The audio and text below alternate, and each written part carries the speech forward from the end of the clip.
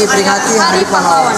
Sekarang kami akan menceritakan salah satu pahlawan nasional Indonesia adalah Ki Hajar Dewantara.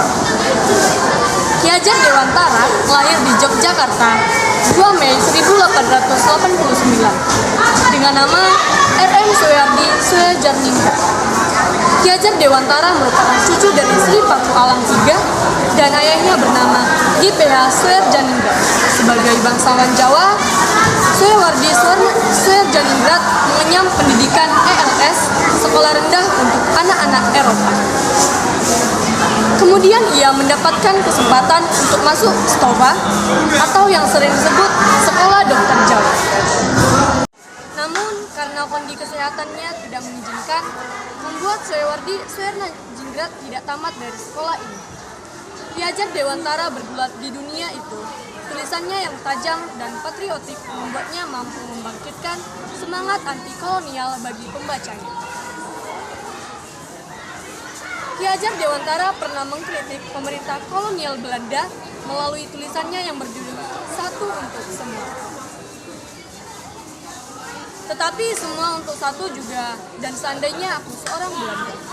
Akibatnya, pemerintah kolonial Belanda menjatuhkan hukuman tanpa proses pengadilan, berupa hukuman internik atau hukum buang, yaitu sebuah hukuman dengan menunjuk sebuah tempat tinggal yang boleh bagi seseorang untuk ia bertempat.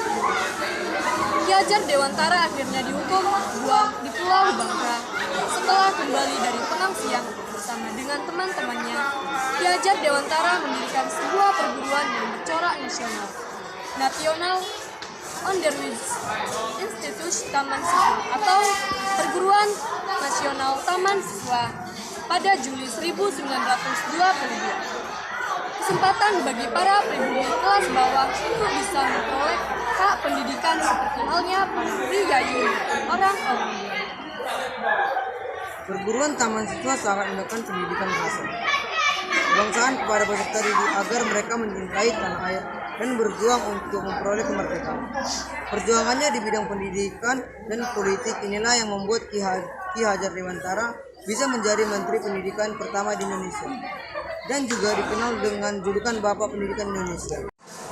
Ki Hajar Dewantara wafat pada tanggal 26 April 1959 dan dimakamkan di pemakaman keluarga Dewantara, sekarang diperingati sebagai Hari Pendidikan Nasional. Konsep trilogi Ki Hajar Dewantara yaitu langsung Negrasa Suntulanda, Ing Madaya Mangan Karsa, dan Tuturi Handayani juga dipakai hingga saat ini di bidang pendidikan. Dengan rasa Suntulanda berarti bahwa pendidikan yang berada di depan hendaknya terjadi contohnya. Ing Madaya Mangun Karsa berarti seseorang yang di tengah harus juga mampu melibatkan dari membangkitkan atau menggugah semangat.